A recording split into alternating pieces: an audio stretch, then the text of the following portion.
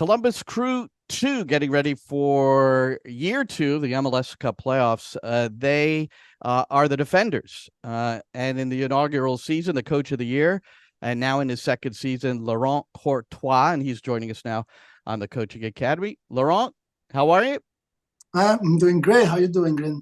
I'm good. And, it's always that feeling of getting to the playoffs is, that's part of what you're doing. You're obviously, involved in developing these players and hoping one day that they make the senior team. But now you get to, go at it a little bit and try to get another championship. Just in general, before we get to this unique playoff format, and you had the ability to choose your opponent from a couple of choices, but just in general, you're coming off the championship season. It's, you're always going to have a different squad. What's it been like for you this season? You talking? I think you mentioned defending the title, being the defenders. It's funny because in a way we kind of took a really different approach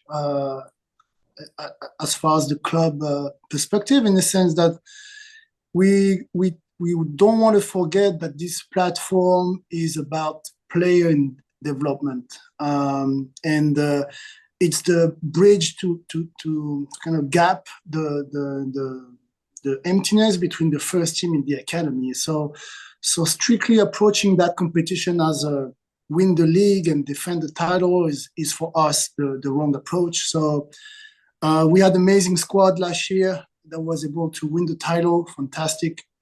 But the purpose and this year approach is about putting the seeds of what can be done in order to maximize our academy product. And so we go after individual development rather than just purely focusing on trying to win the league, which is would be out of topic in our head. That's interesting. So if there's glory at the end of this, then good, but that's not the primary intent. Did you make any sort of adjustment leading into this season? Just some specific things that you learned and from a coaching standpoint that you felt you needed to include? So last year, we never prepared to win a game. We maximize every day of training to get the maximum of what we thought was adapted on that day to insist on. But every weekday, every training day, every week leading to a game and every training day was strictly focused on the player development. My players arrive on game day tired, lack of freshness, and barely mention the opposition. Where I feel that, but maybe I'm wrong, that every team that plays against us is strictly trained and prepared to beat us. So we have a total. How do you know? How do you know that? You could just tell by. I don't know. I don't know. Just this little guy tells me. This year, the little tweak is we have a lot of younger talent, and that we're able to step up. And even though the style of play was a little bit modified, the identity is the same. And we certainly have to adjust a little bit based on profile. But again, this year, like last year, we approaching that's the only 2 weeks.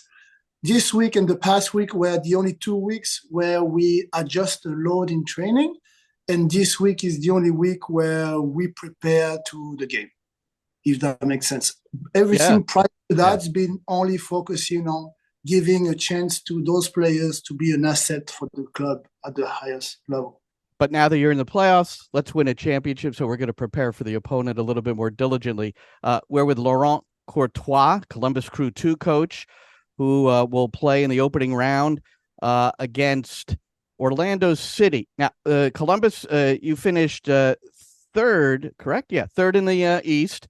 And you had the choice in this unique playoff format to choose from either number 4, New York, number 5, Orlando City, number 6, Chicago, number 7, Philadelphia, the way it could work out for you after New England made a choice.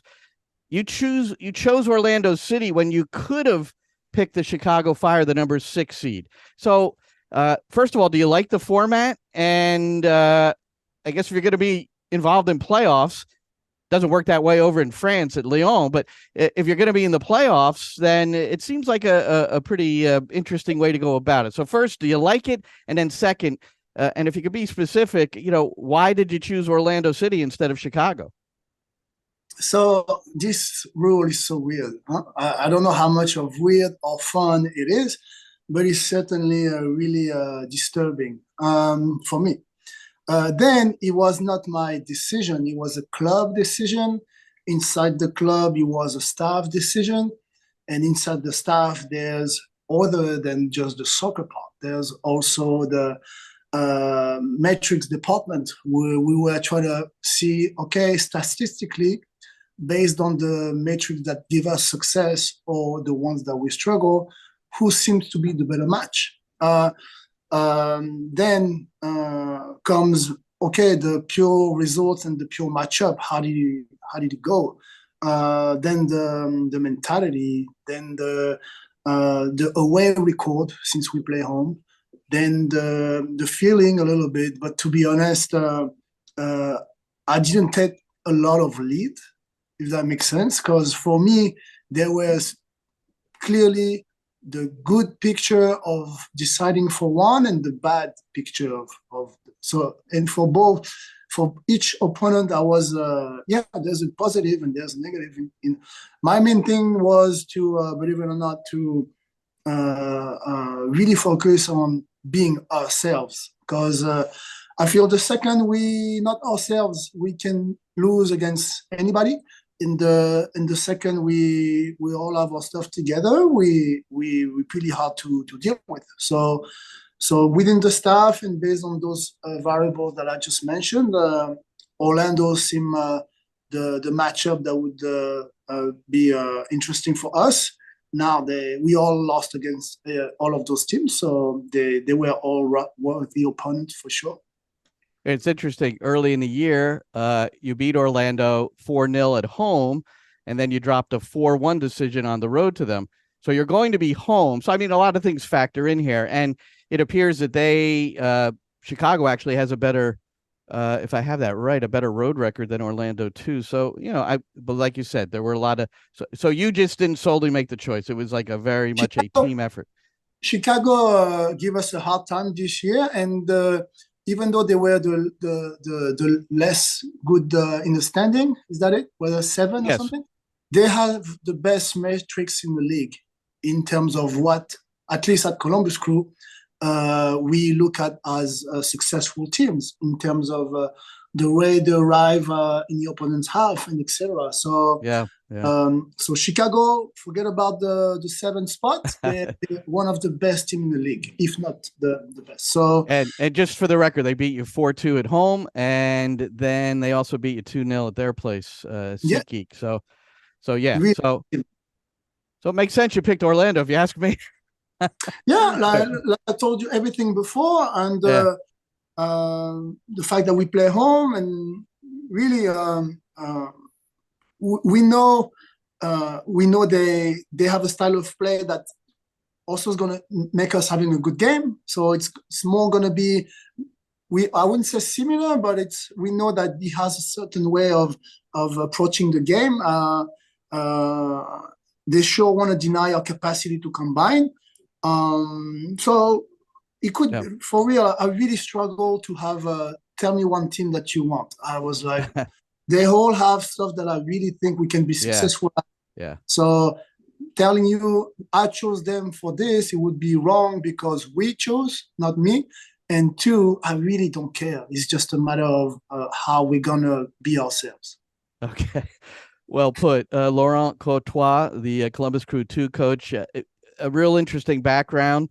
As a player, 350 pro appearances across France, England, Spain, and then here in the States.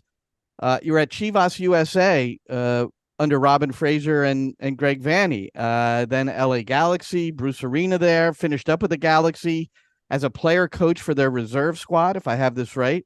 Then you went back to France to get your badges there. And the elite formation coaching license is a derivative of FFF, the French Football Federation, and Fred Lipka bringing that home. So you've got badges in both countries. What differentiates the French education, do you think? What was the important thing that you took away from that? There's different badges. I know really well Fred Lipka, but I didn't took the American French. Oh, I see. Yeah. This one I didn't do, but I do know really Fred Lipka really well, and I of course really have tons of respect for what he's bringing to the country. I think it's amazing. So there's two types of badges I would say in France. The first one would be the one that kind of initiate you to how to become a coach, and the real emphasis on the player development and how to they teach you how to teach pretty much. And then as you go higher in the rank, it's more about getting closer to making pros and how to deal with pros. The main change that I witnessed me arriving and finishing my career in US was I felt that a lot of coaching was really Barcelona-oriented style of play. When I arrived and finished playing, and in a lot of different environments, I could notice this. And now I feel a lot of the influence that comes from the French methodology.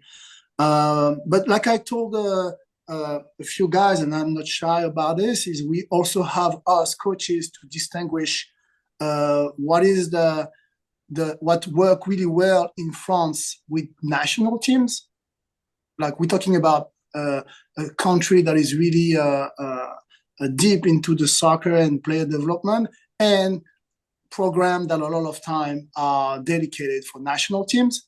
So the very top of the French players, versus us coaches that coaching teams or locally or in academies where we really need to teach them from scratch the athletic development, the tactical and technical development. So I like to tell the people here, okay, what the kids need and what do you like to do. So Right. based on that, it should really force the way you want to coach. So it's great to have some methodology, whether it's the Barcelona or the French Federation, but what is the kid needs or the club needs, and what drives you as a coach? What do you want your team to play? So those are the things that so it's always good also be you. Be you. But teach you how to teach. So I do know, and in this American version of that FFF course, that is when I've talked to coaches that have gone through it. That's I think that's the first thing they say. It's like you're learning how to teach. But what did that mean to you? They taught you how to teach. What do you remember specific things you picked up on? I feel I'm still terrible on how to. Is this thing where you and I want to take back a few words that I say, in a sense that when I say be you, now coach, you want to get away from trying to win every game, especially at the youth level. And a lot of what I witness here is people are really, like you see the MLS Next approach, MLS Next Pro approach. I love all the media, all the attention when we have our kids with the Rising Star thing or Team of the Week. And so all those individual little or Team of the Year, it's great because they won that many games. But let's not forget that we talk about developing good soccer players and not just guys that make you win a game because they're way superior athletic-wise, because they just kick the ball. I'm just saying random stuff right now. Sure. But I just want us to I want to remind ourselves all the time that let's get away from trying to use that player that we know is going to be so faster than the rest of the kids because they're not physically developed yet. And but how do we teach the game? So this is what I meant by B. But like, and you would say if you compare player development in France versus what you've seen here in the States, Is that one of the bigger differences where everybody seems like they need to win here, and maybe it's not as emphasized as dramatically maybe on the youth levels in France? Is that a fair statement?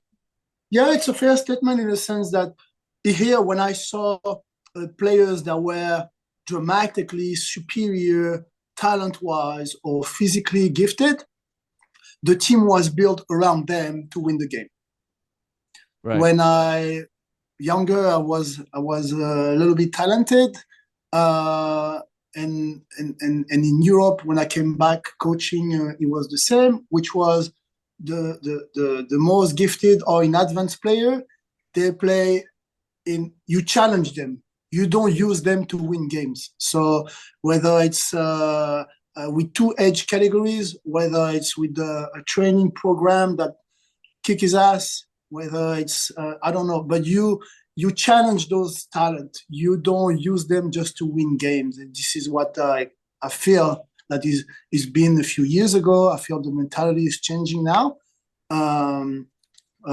Like this year, I don't know who's going to be team of the year, but what the coach in NYFC has been doing with playing 15, 16 years old and having those type of soccer, those type of metrics, it's incredible.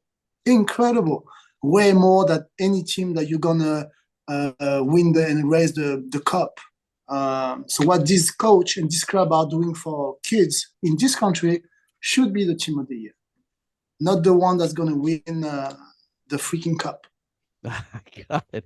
I was looking at it's interesting that you say that, and I wonder how this fits into some of the things that you've said. And again, we're with Lauren Courtois, Columbus Crew 2 coach. I looked at your results from August and September, and I don't think I've seen such a variety of score lines in my life. So I'm just gonna I'm gonna go through them quickly. Columbus 4, Toronto 0.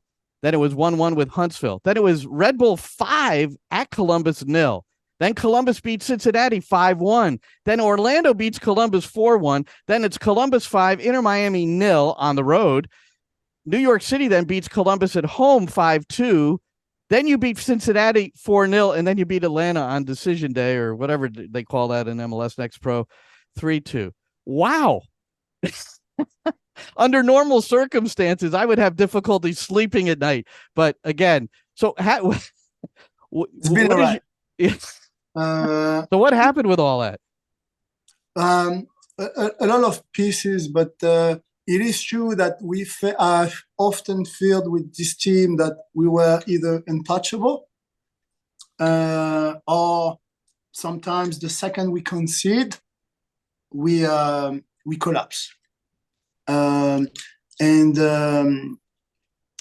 so yeah, I kind of feel we have barely no in between. So it's one of those days where complete dominance and really little danger, or anytime the opposition has a chance, they can score. So I think it's at that point it's more of a mentality issue. So it's more something that is that we need to solve internally, more through video and discussion than more work, I would say.